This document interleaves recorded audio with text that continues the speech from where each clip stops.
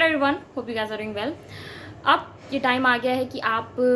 Colleges के बारे में देख रहे होंगे, कौन से कॉलेज में एडमिशन लेना चाहिए, किस कॉलेज का फॉर्म भरना चाहिए कि नहीं भरना चाहिए, ये सब आपके दिमाग में प्रश्न आ रहे होंगे।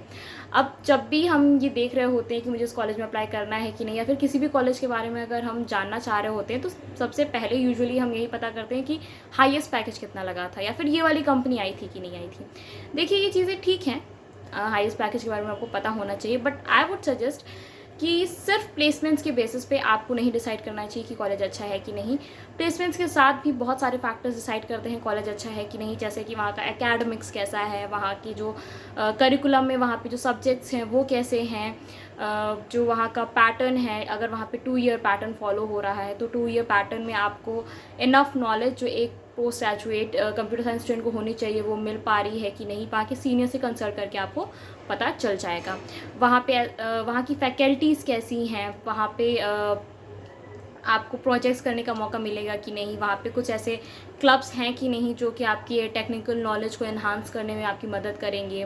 वहाँ पे कोडिंग राउंड्स होते हैं कि नहीं, कोडिंग टूर्नामेंट्स होते हैं कि नहीं जिसमें आपकी कोडिंग स्किल्स इंप्रूव होंगी। आपका जब प्लेसमेंट सीज़न स्टार्ट होगा तो वहाँ पे मॉक इंटरव्यू सीनियर्स ले रहे हैं कि नहीं, आपके प्लेसमेंट सीज़न के दौरान या फिर उसके पहले आपके सीनियर्स आपको गाइड करते हैं कि नहीं, आपके सीनियर्स ऐसे सेशंस ले रहे हैं कि नहीं। अगर सीनियर्स नहीं तो कुछ ऐसे ग्रुप्स बना दिए जाते हैं यूजुअली कॉलेजेस में, स्टूडेंट्स खुद ही बनाते हैं मोस्ट ऑफ द केसेस में, जो प्लेसमेंट से पहले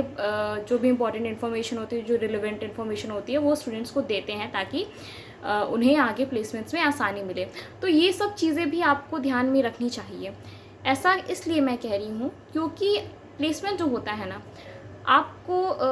प्लेसमेंट के बारे में पता करना ही है तो आप एवरेज पैकेज पता कीजिए, टोटल स्टूडेंट में कितने स्टूडेंट्स प्लेस्ड हुए हैं वो पता कीजिए, लास्ट 2-3 साल में कितने प्लेसमेंट्स का सिनेरियो क्या रहा है वो पता कीजिए। सिर्फ कंपनीज़ के बेसिस में या फिर सिर्फ हाईएस्ट पैकेज के बेसिस में आप प्लेसमेंट नहीं डिसाइड कीजिए, कॉलेज मत डिसाइड कीजिए, क्योंकि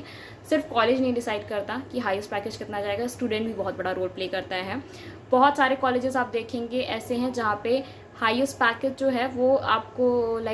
NIT त्रिची में जितना हाईएस्ट पैकेज है उतना ही आपको और भी कई सारे कॉलेजेस में मिल जाएगा, और उन स्टूडेंट्स ने वो पैकेज ऑफ कैंपस निकाला है। तो ऐसा तो नहीं है कि NIT त्रिची का स्टूडेंट कम कैलिबर का होगा या फिर जमशेदपुर का स्टूडेंट ज़्यादा कैलिबर का होगा कि उसने ऑफ कैंपस उस कंपनी का इंटरव्यू निकाल लिया, बिकॉज यूजुअली यही बोला जाता है कि ऑफ कैंपस कोई भी इंटरव्यू क्रैक करना ज़्यादा डिफिकल्ट होता है in comparison to on campus.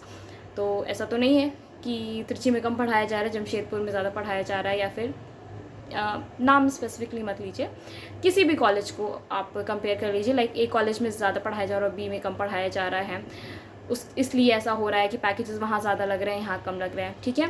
Student अगर अच्छा है तो वो कहीं से भी जाके बहुत अच्छा पैकेज ले सकता है, कहीं पे भी जाके वो गूगल क्रैक कर सकता है, कहीं पे भी जाके वो अमेजोन क्रैक कर सकता है। ठीक है, कॉलेज के बारे में जानना है तो एवरेज पैकेज देखो, एवरेज सेलेक्शंस देखो, टोटल कंपनीज़ कितनी आ रही हैं वो देखो, वहाँ के सीनियर से बात करो, वहाँ पे प्लेसमेंट्स को लेके क्या सिनेरियो है, एकेडमिक्स कैसा है, एकेडमिक्स में सब्जेक्ट्स कैसे हैं, प्रोजेक्ट्स करने का मौका मिल रहा है कि नहीं, फैकल्टी कोऑपरेटिव है कि नहीं, ये सब चीज़ें भी देखो। ये आपके